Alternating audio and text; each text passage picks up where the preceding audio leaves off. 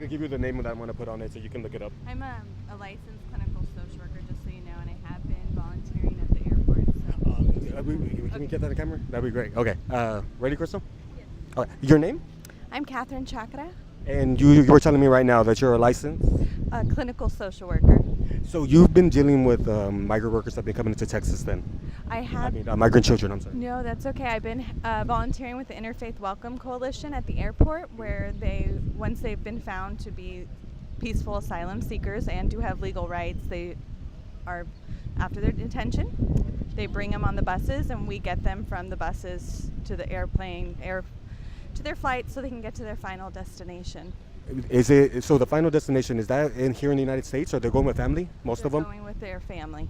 How do you think, since you're seeing it, maybe not the whole process, but you're seeing part of it, is the country doing? How are we doing? Is it an okay job? Is it a decent job? Or in the news they were saying it's like almost like concentration camps. How do you feel about it? How are we doing? I feel very strongly that we have failed not only as a country but as Christians. I believe very strongly that this was our opportunity to show that we would be willing to go against anyone for what's right. And so I do feel very alarmed that just this time last week, we were okay with child internment camps, in such a way that our government could have it happen. It was up for debate. It was something our families and friends were being torn up about. And so it's a really scary time, because this should have been something we all agreed on, and especially as Christians. This has been going on since I think the Clinton, Bush administration, Obama administration. How do you feel now that it's everyone is finding out about it and it's blowing up? Mostly because a lot of people don't like Trump, but if there's a actual reason to be against him, then do you think that no matter if it's a Republican or a Democrat, what do you think is the first thing we need to change? I'm going to be real honest.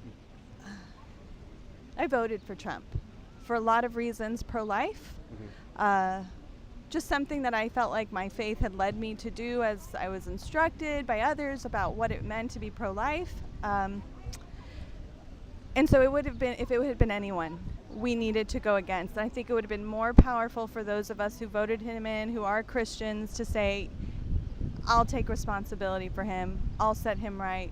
And to say that this is wrong, this is just wrong. We were called to help the oppressed and the marginalized, and this country has always been founded on that. And it's shocking. It's shocking because it's not only that it happened, but that we have all allowed it to happen in a way to where we're dividing our families and our friends. And I think that ultimately I also want to pray and think about our Border Patrol agents, the things that we're asking our American brothers and sisters to do. Today at the airport, as I held two toddlers screaming as their mothers were getting patted down separately from us, my stomach just dropped, because I thought, what if this was a permanent goodbye? Right. It was a 5-minute goodbye, but in those children's eyes, it did not matter. Right. That terror was the same terror. And I thought, our American brothers and sisters, we are asking them to do the dirty work. We're asking them to put their own trauma and their own pain and suffering and to squelch it in order to do a job, if you will. And yeah, so I think we failed everybody. Do you have any words? There, a lot of right wingers watch my channel. So there's a lot of Trump supporters out there that are Christian.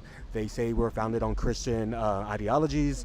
What do you have to say to them if they don't see your view right now? Because a lot of people will not agree with you. How do you think being a Christian, being faithful to Christ and to God, what are they missing right now in their belief system that they're not on your side? What do you think it is? What do you have to say to them? What I know is that there is a belief that we will face oppression as Christians. And we believe in so many ways that Trump was voted in to save us, to protect us, that he has our rights. He has an evangelical committee.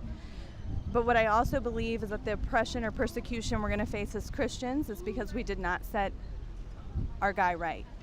That is what is going to anger, and that is what's going to be the backlash for us to face. I believe that wholeheartedly. I also believe that our Bible, in clear terms, is calling for us to protect the oppressed and the marginalized. There's nothing in the Bible that is political. Right. As red letter Christians, you follow God's word, you look at the you look at what he would have us do and who he would have us protect. And this is not that you have to go against Trump on everything, but of this issue, if we had stood up against him, we would have had more of a voice when the next thing comes, when the next problem comes up. At this point, Are you a registered Republican? I don't know if I'm registered Republican. I did vote straight Republican. So what do you say to the Republicans out there that are in agreement with you? What do you think is the first step? Do we need to, because they feel almost as a team that we need to support our president, support what he does. But what do you think if they're totally against it? Are we voting Democrat? Are we voting Trump out? Are we voting another Republican in a couple years? What do you think is the first thing for our Senate and for our Congress coming up? Do you think we should need to turn to blue and go Democrat? What do you think?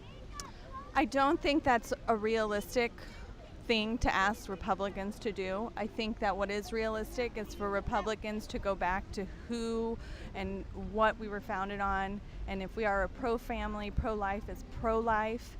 And, I think what is happening is we're no longer within the Republican Party if we're supporting Trump. We're no longer under the guidance of our spiritual leaders if we're supporting Trump. You had the Catholic Church come out, you had the Southern Baptist Convention come out, you had the Methodist Church has now filed child abuse charges against Sessions, a member of their own congregation.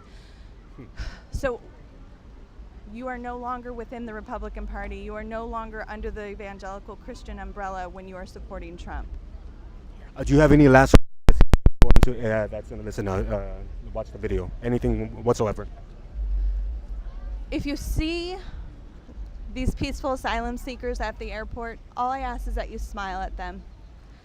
This is their opportunity to see who we really are, and that's the first place that they get to see Americans just being Americans. And that's all I ask. If that's all you can do, if you cannot donate, if you cannot rally, if you cannot speak out, smile at them. Thank you so much. I really appreciate it.